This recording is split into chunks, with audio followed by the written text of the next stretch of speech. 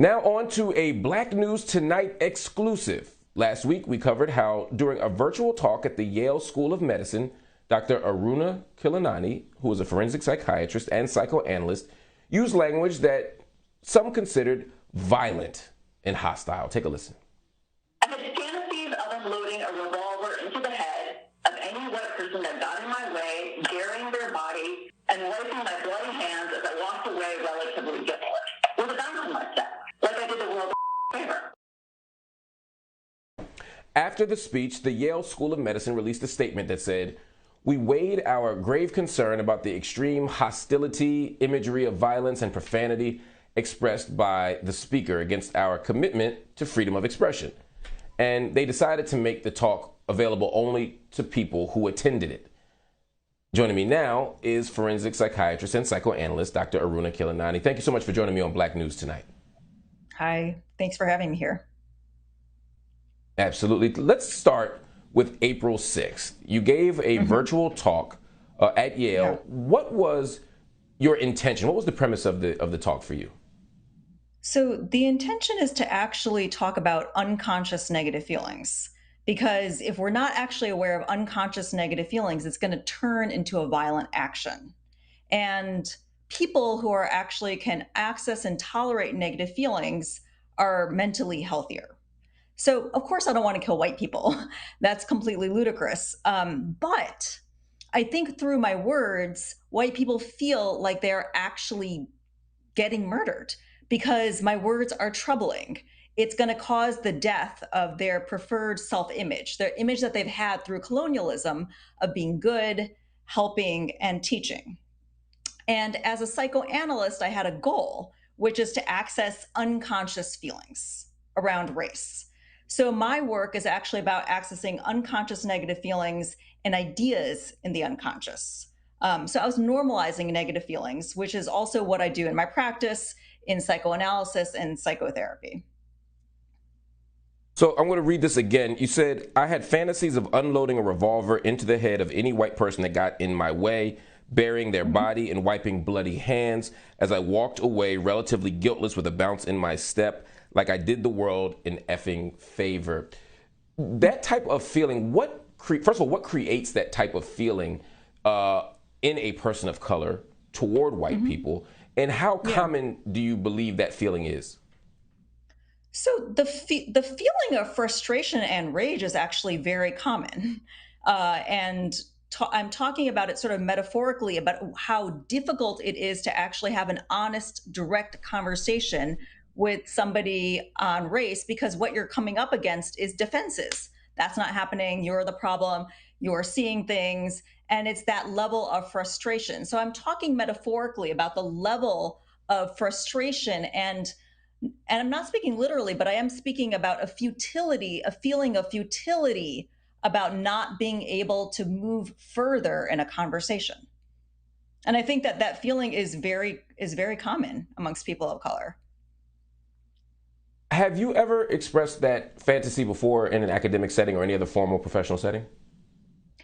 No, but in not around race, but I think around fantasies of killing are actually very common among psychoanalysts. It's like sort of the work that we do.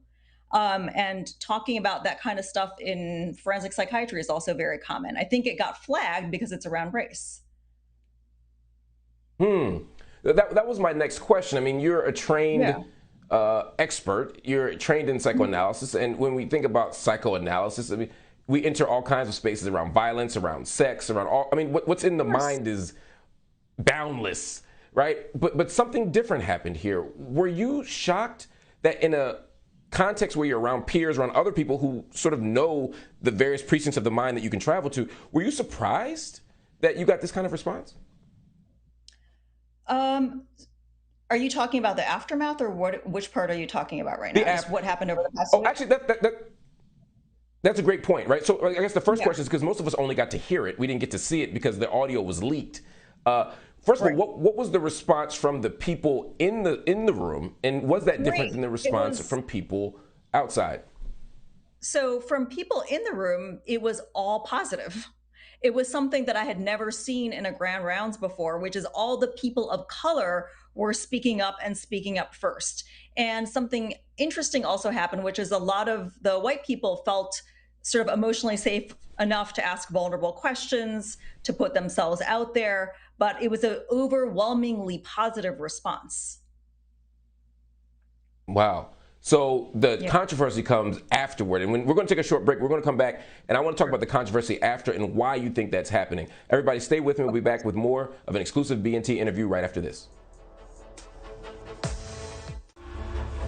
Welcome back to Black News Tonight. I'm still here with Dr. Aruna Khilanani as we talk exclusively about her content of her virtual talk, The Psychopathic Problem of the White Mind. Before we talk about the kind of consequences there of your speech, I want to talk a little bit more about some of the things that you said in the speech that I thought were interesting and compelling. You said, this is the cost of talking to white people, the cost of your own life as they suck you dry. There are no good apples out there. White people make my blood boil. When you say there are no good apples out there, what kind of claim are you making?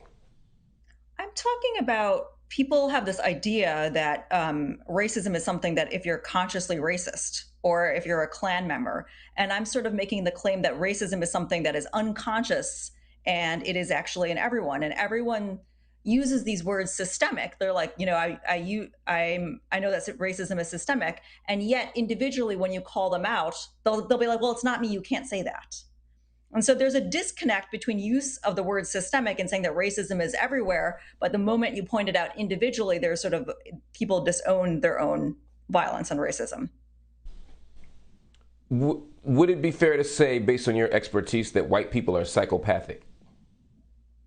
I think so. Yeah. I mean, I think that there's many lies that, and didn't get to that part because what I delivered was only part of a first series of talks.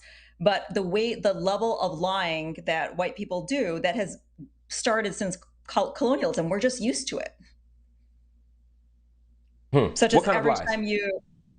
every time that you steal a country, you loot, you say you've discovered something. I mean, this level of lie is actually part of history. We don't say that we killed all these people, we got rid of all the Native Americans. We say we discovered America. You don't talk about the level of death. You don't talk about the level of what actually occurred. You wipe the slate clean, you sanitize the violence, and you actually got lost along the way. You're trying to go to India, and then you say you discovered something. And this level of discovery is everywhere. You've discovered vegetarianism. You've discovered yoga. You've discovered everything is a discovery, and it's all actually stolen. So what you're talking about at this point is a kind of macro level, systemic, structural kind of thing. But you're also trained to think about the psyche, which is about the individual at a certain level. Absolutely. To what extent can we say that individual white people are psychopathic or unhealthy or out of their minds? I'm using this language for those who are watching. I'm using this language based on what was in the speech and based on other work that's been published. This isn't necessarily my personal opinion. It's the analysis here. Do you think, to what extent can we say that individual white people are this thing versus saying that there's a culture of theft, a culture of colonialism? And is there a useful distinction to be made between the two? I think people, there is a useful distinction to be made. And on one level, yes, that's absolutely true. And it's different than actual individual psychopathy, the way that people conceive of it. On another level, when we are thinking about individual responsibility and how it is that people change, I think that using the words systemic and there's a culture operate defensively to not actually let yourself go into your own unconscious and go into those dark places of what you're actually doing. So I'm actually talking about it sort of as a defensive structure, like not acknowledging that on an individual level, I think can operate as a defense. You say that we need to remember that directly talking to white people is a waste of time. It's useless, you say, because they are at the wrong level of conversation. Addressing racism assumes that white people can see and process what we're talking about. If white people are incapable of being engaged on race, and there's a structural dynamic that makes it somewhat impossible, or at least makes racism intractable, then are we in a place of hopelessness around racism? What are we to do? No, I was talking about a feeling of futility, right? So I'm talking metaphorically about a feeling of futility, and the disconnect that I'm talking about is that white people actually, they have a different conscious experience of themselves rather than what they're actually doing. So my entire first series is what is the disconnect between their identity, how they see themselves, and what they're actually doing? What is the disconnect between their actions and how they view themselves? So I'm saying the reason they can't get it at this moment in time, and what the first series is what is white identity? How do they view themselves that is actually very different from their actions? So sort of naming that problem first so that we can actually move forward and talk about race. Sometimes we say things and we do harm with our words, we upset people, and we regret it. And then there are times where we have to say, at least I believe, that just because white people are mad doesn't mean we did anything wrong, right? Right. That we shouldn't infantilize white people, we shouldn't center white people all the time. Which one of these are we dealing with in the case of your lecture at Yale? Is this a situation where you feel like you did some things that you could do differently, or that you did harm that was unintended? Or is this a case where white people are upset because they're being named and outed and subjected to scrutiny? So I think the way that I framed the lecture was I sort of said that what is happening in this space is I'm giving you, since conversation around race is always hard, I'm inviting you into a room where we talk about you. And this is sort of a special invitation to first see how we view you, because that might be very different than your conscious experience of yourself. So it's sort of an invitation into sort of a sacred space to see how it is that white people are actually viewed.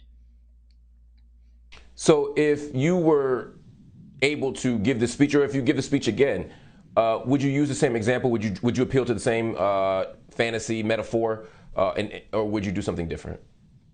Well, you have to keep in mind the audience, right? So the audience that I spoke to are psychiatrists and mental health workers, and I'm talking about psychoanalytic stuff. And if they can't go there into those dark places, then I'm not sure like how we're going to be able to move forward. I do think that if it's a different audience, I probably wouldn't have used those metaphors. And I would cater it to who the audience is and what I feel like they're able to tolerate. But people in our profession are actually used to sitting with very dark feelings. It's our job to metabolize negative feelings. It's our job to make connections between the conscious and the unconscious. That is what we do. In our practices, we teach people how to tolerate those very dark places in their life that they normally can't actually go. And that's actually where we need to go in order to move forward on race. So I'm speaking to a group of highly trained individuals, medical professionals that are trained in doing this kind of thing and understand the importance of going into negative feelings, because if you can't actually tolerate your negative feelings, they're going to come out in actions, and they'll actually harm yourself and you'll harm someone else as well. So for that audience, I wouldn't change it. Leaked. Since this audio was leaked, you've been a target of the right. You've been on every conservative dartboard. Yep. What's life been like for you? It wasn't fun. Definitely wasn't fun. It's been really hard because, like I said, that this talk was for a certain group of people. And imagine that the group of people, like I said, this talk was for people who want to understand and are ready to hear about their own violence. That is how I framed it. Now, and I think of it in the sort of like the same way I think about psychotherapy. People come into psychotherapy and they come into psychoanalysis who are ready. They're ready to actually reflect. They don't want to keep saying the problem is outside of me. It's the world. It's my boyfriend. It's my child. It's this. They know that they need to do the inner work. Now imagine that the talk suddenly got leaked to the very same population of people that aren't ready to do the work and actually don't think that there's a problem. So if you aren't ready to do the work and you don't think there's a problem, what's going to happen? You're the problem.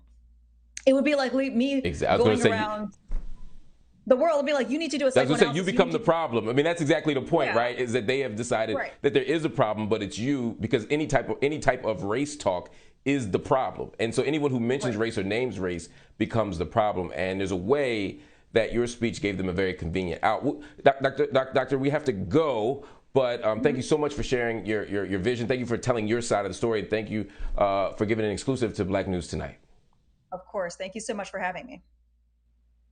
Absolutely.